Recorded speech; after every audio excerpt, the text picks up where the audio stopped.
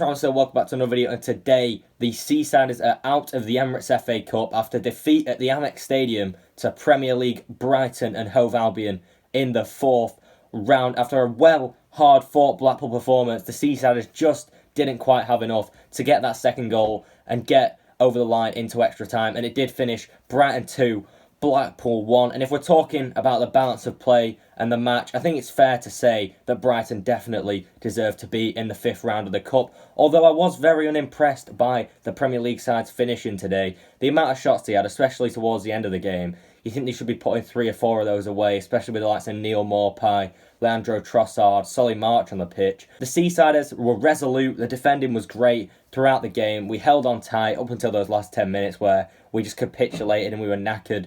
But at the end of the day, we're out of the FA Cup, and I did say before the game, to my mates that I don't mind if we go out as long as we put in a good performance, and we certainly did that Blackpool today. Obviously going into this game having knocked out Eastbourne, Harrogate Town and Premier League West Brom in round 3. So I did really fancy our chances today against another struggling Premier League team, Brighton, just like West Brom. And I thought, we can really go and get a result here. But obviously Brighton showed that they've got more quality today, which we knew they had a little bit more firepower than West Brom.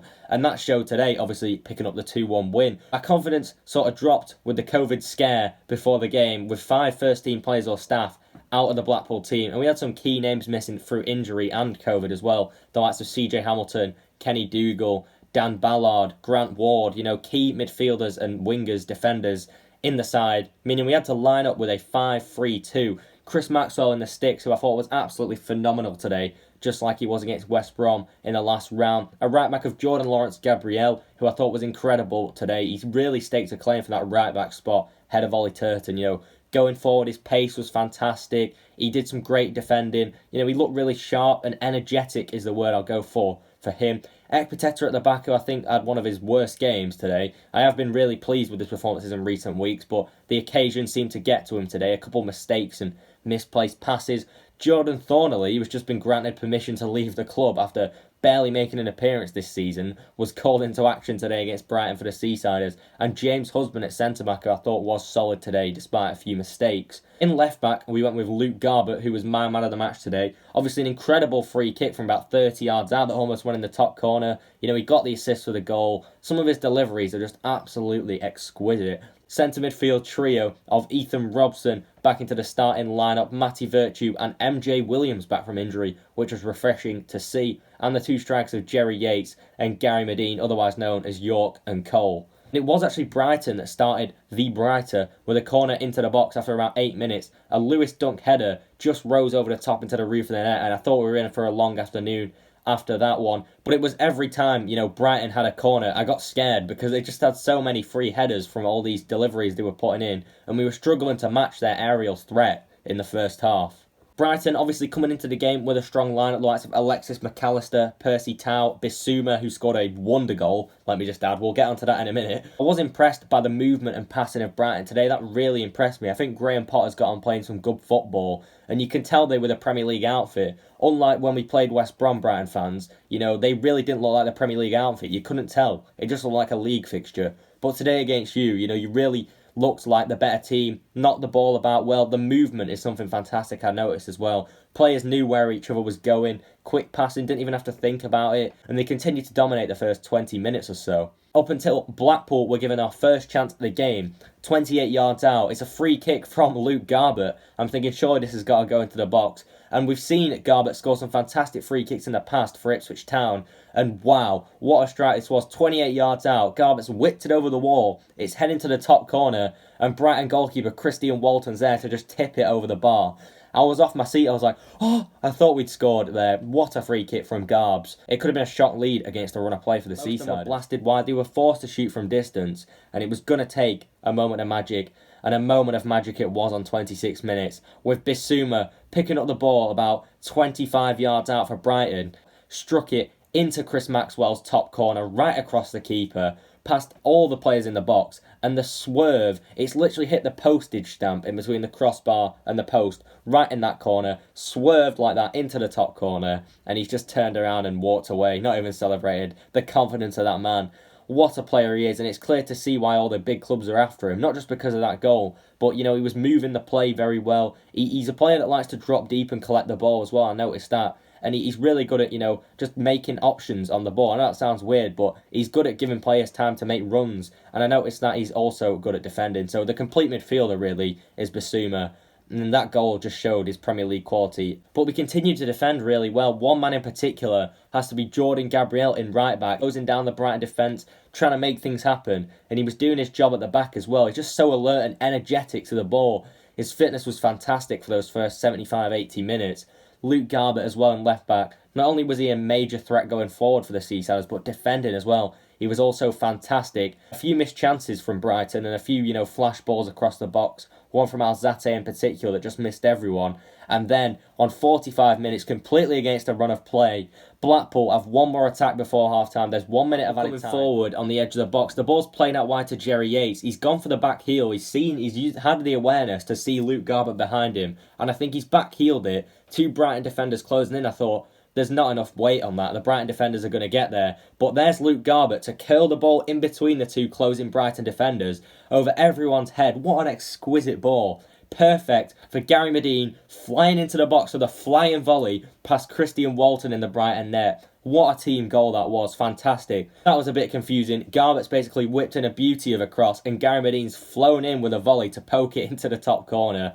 What a finish from Medine. And I was going mental, absolute limbs in my house. And I was like, yes, come on. There's no arguing that was against a run of play. But we did go into half-time 1-1 with a Premier League outfit. And I'm sure that changed Neil Critchley's team talk. We definitely deserved, something out of the game. At least a goal. That's what we got. Great striker's finish from Gary Medine. And another one to add to the list for him. Coming out in the second half with neither side making a change. Blackpool actually started the brighter. And soon as the first half, got back underway, we put a flash ball across the box. It's one of those where it's gone past all the defenders and the keeper, and it's just begging for someone to slide into the back post and make it 2-1 Blackpool. So unlucky. And then, Brighton started to turn it up a notch, and we started to get sloppy, a bit complacent in defence. A few misplaced passes from Marvin Ekpiteta, who I thought was overly poor today. He probably had one of his worst games for Blackpool, which is a shame to see, but it's one of those where the occasion gets to you a bit. I'm not going to slate him because he's been fantastic in recent weeks, but poor from Ekpiteta today. And, we were placing some misplaced passes. Husband did a few as well. Just inviting that Brighton pressure, because that's something you can fall victim to with a 5-at-the-back formation. If you sit too deep, you're inviting Brighton to shoot and, take on those chances. And that's sort of what happened for, the next 20 minutes or so of the match. Brighton, but they did take the 2-1 lead in such an unfortunate fashion. The Bissouma goal, there's nothing you can take away from that. But this one was painful. Alexis McAllister has had a shot from the edge of the box. It's heading quite considerably wide of the post, and it's deflected off Alzate, the Brighton player, and wrong-footed Chris Maxwell in between the Blackpool goal. I'm not going to lie, I felt awful after watching that goal because it was so unfortunate. We've been so resolute, and it's just heartbreaking for Blackpool and Blackpool fans to concede in that fashion.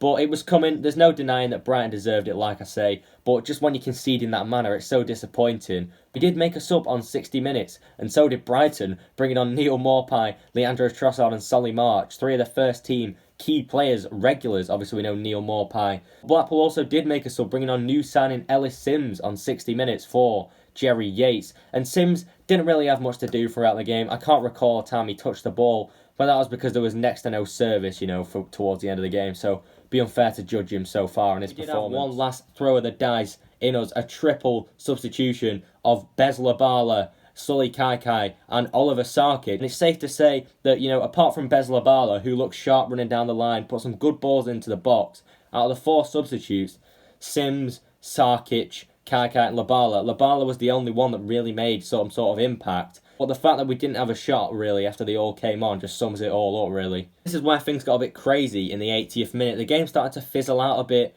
Blackpool were looking absolutely knackered. Obviously, after bringing off Thornley at the back and going to a 4 at the back to attack, the pressure got heavy as Brighton just absolutely bombarded us with attacks, would be the word. I'd say at least 5, 6 or 7 chances in those last 10 minutes. The first of those being a ball across the box. Free in the middle is Neil Maupay, who smashed it straight at Chris Maxwell. Good save, but he should score there, Mopai. It just shows how much better, Brighton's fitness levels are than ours. At the end of the game, just running us ragged when we're all knackered and dying to get away from the pitch. But I think at the end, that was sort of the final nail in the coffin, all those Brighton attacks, because we couldn't get out our own half. We're struggling to fashion any sort of chances, and it did finish Brighton Hove Albion 2, Blackpool 1. I'm so proud of the boys for the performance we put in today, though. Keeping those Brighton lads down at 2-1, bringing it back to 1-1, keeping ourselves in the game, really, despite, conceding a screamer and then conceding such an unfortunate goal.